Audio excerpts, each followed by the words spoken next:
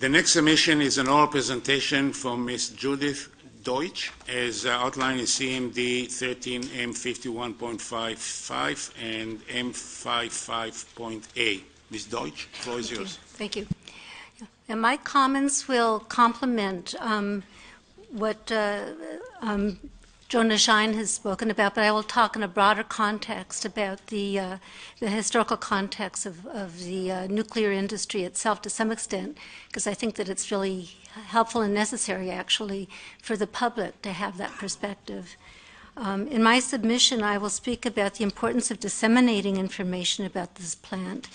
In the larger picture, information based on full disclosure and discussion is bedrock to democratic functioning.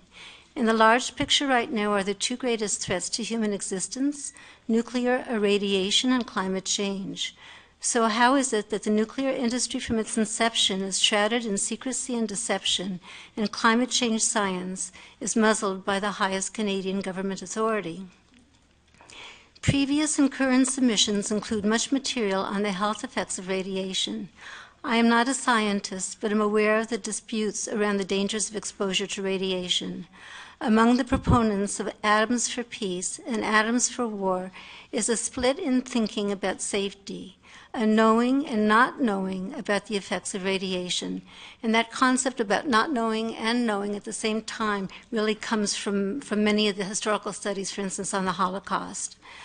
While nuclear industry proponents go so far as to state that there is no danger beyond the background radiation already in the atmosphere, in everyday life there is a fairly universal acknowledgement of the severe threats as people who administer X-rays wear leaded aprons or hide behind screens, and X-rays are not administered to pregnant women. Likely, a substantial proportion of the population knows about some of the reactor accidents, even though the full effects are not accessible to the public: Chalk River, 3 Mile Island, Chernobyl, Fukushima, Sellafield. Less known, of course, are innumerable accidents. I mentioned, for example, the earthen dams and dikes crushed in 1984 when the Key Lake Tailings Dam burst and 100 million liters of toxic and radioactive water escaped, only 1 year after the mine opened. It should be fairly well known to the various stakeholders that the Beer 7 report states that there is no safe level of radiation.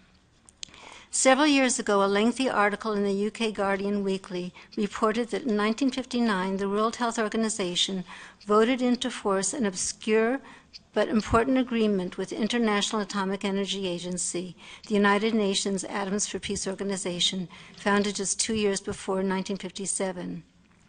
Quoting, "The effect of this agreement has been to give the IAEA an effective veto on any actions by the WHO that relate in any way to nuclear power, and so prevent the WHO from playing its proper role in investigating and warning of the dangers of nuclear radiation on human health."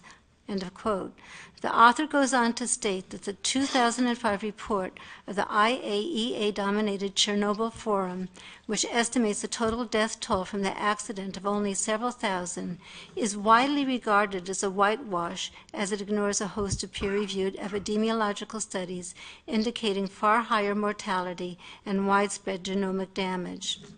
Further, the author says, delegates heard that the standard risk models for radiation risk, published by the International Committee on Radiological Protection and accepted by the World Health Organization, underestimate the health impacts of low level of internal radiation by between 100 and 1,000 times. And again, just thinking about the recent, events at Fukushima, there was much variation in terms of what was considered to be a healthy exposure. There has been a complete absence of information about the GE-Hitachi plant in Toronto until recent exposure of the plant's activities and challenges by its ordinary citizens. This is not new in Ontario. In July 1997, Ontario Hydro revealed that it had failed to report tritium contamination of groundwater on the Pickering site for the past 20 years. In another instance, quote, the integration of the U.S. military's nuclear program with Canada's nuclear power efforts was so complete that Canadian scientists were not allowed to read the edited versions of their own research when it was finally published. The nuclear accidents at Chalk River in 1950 and in 1958 were shrouded in secrecy in the United States, Canada, and Great Britain, quote, for the sake of national security. The policy of secrecy, so as not to panic the public, became an accepted way to manage popular opinion in the nuclear age. What's more, the Canadian government failed to do a follow-up study on the men who were overexposed to radiation. I think it was about 600 people. And the AECL reports implied that there would be no adverse health effects from the radiation doses received. Silence is endemic. In Saskatchewan, Dale Smith of Pine House Reservation was the first in his community to stand up against Areva and Cameco corporations and the provincial and federal governments against a plan to bury radioactive waste on Aboriginal land. Initially, he was the only person in his community disturbed by the secrecy agreement between the companies and a few band members. And I quote from an interview with him, "They signed a confidentiality agreement right at the beginning, preventing them to discuss details of the agreement. On November 13th, we saw the summary of the agreement. We had only 10 to 15 minutes to deal with this. I looked at the wording. One of the words that jumped out, the meeting exploded. The negotiation would rob us of speaking out against the municipality, to the community, to the leaders." End of quote. Public participation is difficult because of contradictory information and secrecy. Gordon Edwards points out that the president of the CNSC says there is no evidence of any increased incidence of cancer from radiation exposure. Edwards continues that, quote, "This misrepresents the findings of a 15-nation study of atomic workers by the International Agency for Research on Cancer." UN Special Rapporteur Richard Falk, who's also an expert in international law as well as in nuclear weapons, states that, quote, "The people who are most attached to nuclearism are not amenable to rational argument or to being openly challenged. Partly this unresponsiveness arises because the guardians of nuclearism are hidden in the dark recesses of the state bureaucracy. What cannot be seen is impossible to engage in controversy." End of quote. Jim Harding's book about the uranium industry is called Canada's Deadly Secret, Saskatchewan Uranium and the Global Nuclear System. He details the secretive collusion of many political leaders, including Tommy Douglas. Paul McKay's book is Atomic Accomplice, How Canada Deals in Deadly Deceit. Canada's involvement is characteristically duplicitous, such as the secretive working plan to ship large amounts of weapons-grade uranium from Chalk River through the Ottawa Valley to the United States. The end uses are not specified. We know that federal and provincial authorities secretly provided uranium for the Manhattan Project and for post-World War II weapons. The AECL and Cameco Corporation were instrumental in the development of nuclear weapons in India and Pakistan. The tragic effects of secrecy are recorded in the words of Serpent River First Nations people who worked in the mines at Elliott Lake. These people were not told of the dangers of exposure and were not given proper protection. There were many cancer deaths and permanent environmental destruction. One man from the community described it as a return to the Precambrian era. I studied disclosure and consent under a professor at Yale Law School who was one of the original authors and researchers around informed consent. The finding was that people can understand a lot, and being informed means full disclosure. This was before it was formulated into the UN Convention on the Rights of Indigenous People, which puts in place the right to be fully informed and to consent, the right of consent. Regarding the GE-Hitachi plant, this would include understanding and researching the externalities, particularly the effects on people and on the environment. A full life cycle analysis, then, would entail information about the entire process, from mining, transportation, processing, end uses in Canada and abroad, and eventual disposal. Health and safety standards within Canada need to be explored and looked at and applied to the uses of the uranium pellets and fuel rods in other countries, as Canada notoriously acts with double standards, for instance, around asbestos, the extraction industry, and supplying material for nuclear weapons. It should also include information specifically about General Electric. Regarding the plant, it would need to include effects on fresh water and on the sanitation system with full information about all the emissions. It would need to include the information that the plant is licensed to produce up to 1,800 tons of uranium dioxide pellets per year derived from depleted uranium dioxide powder. And it would also need to include why this information, again touching on the last presentation, why this information has been kept from the public for 50 years. GE itself is one of the major U.S. arms dealers that accompanied President Obama, to India recently to lobby for enormous arms sales to India. GE is centrally involved with exporting nuclear technology to India, a non-signatory to the Non-Proliferation Treaty. Harper has opened the Indian market to nuclear technology and uranium sales for the first time since 1974. It could also be known that the U.S. Securities and Exchange Commission alleged that GE agents bribed officials in Iraq. The lack of information about GE-Hitachi's Toronto plant is extremely disturbing. The CNSC, GE-Hitachi, Toronto Public Health need to provide full information to the public.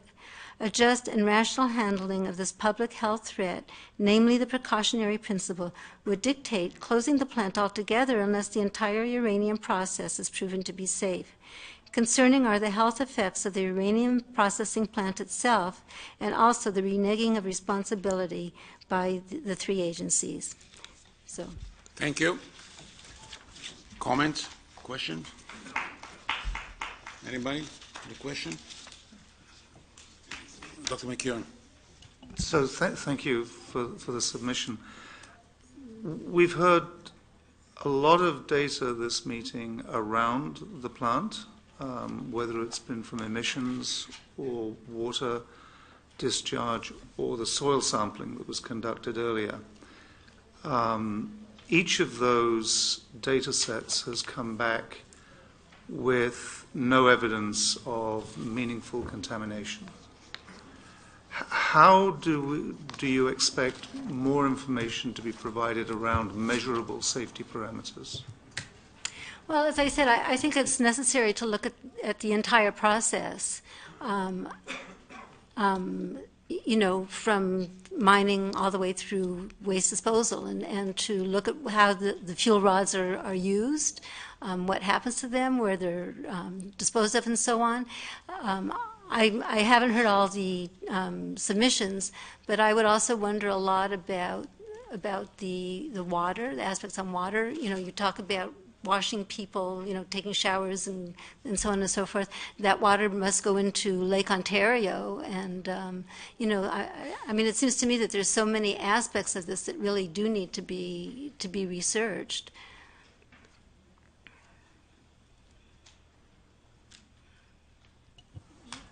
So within the constraints of what we're trying to understand today, and that's the relationship of the plant to the community and the community's view, that sort of excludes, certainly in my mind, too detailed an understanding of the pre and the post.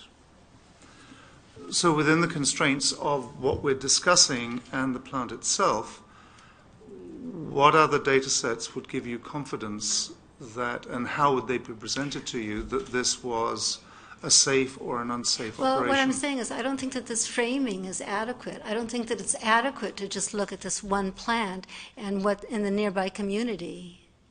And you know, it seems to me that all the nuclear accidents, you know, really give evidence of that. You really have to look at the big picture. This, you know, the framing is you know, really excludes essential information.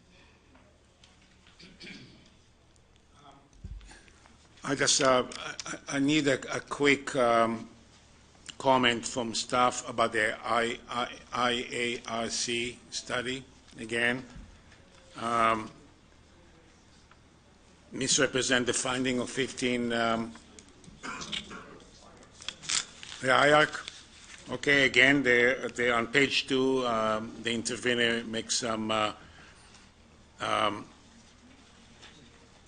I don't know, reading of the IARC. I thought the IARC conclusion was quite different than what's the way it's depicted here. Please clarify. So, Patsy Thompson for the record. So when the IARC 15-country study was done, it included a portion of Canadian workers. And when the Canadian cohort that was sent to IARC included workers from New Brunswick, Hydro-Québec, and Ontario Hydro at the time, so the three Ontario nuclear facilities, as well as ACL. When IARC did their multi-country study, they excluded all of Ontario Hydro studies workers because of missing socioeconomic information. And so the Canadian cohort in that 15-country study was heavily weighed with ACL workers. And so the IARC at the time concluded that the risk of radiation was higher than what would have been predicted from the information on the atomic bomb survivors. When they excluded the Canadian cohort, then the risks were reduced to something that was more in line with what was expected.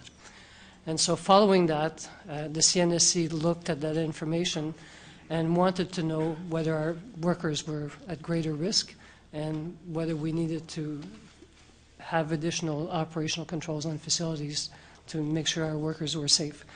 And so we undertook a review of the entire cohort of the more than 42,000 workers, worked with Ontario Hydro, OPG, to obtain information on socioeconomic status, the workers that were excluded by IARC. And from that analysis, it was done by a contractor, Dr. Lydia Zablatska, at the University of California in San Francisco. And from that work, it's the study that was just published in the British Journal of Cancer, and it's been posted on our website about 2 weeks ago.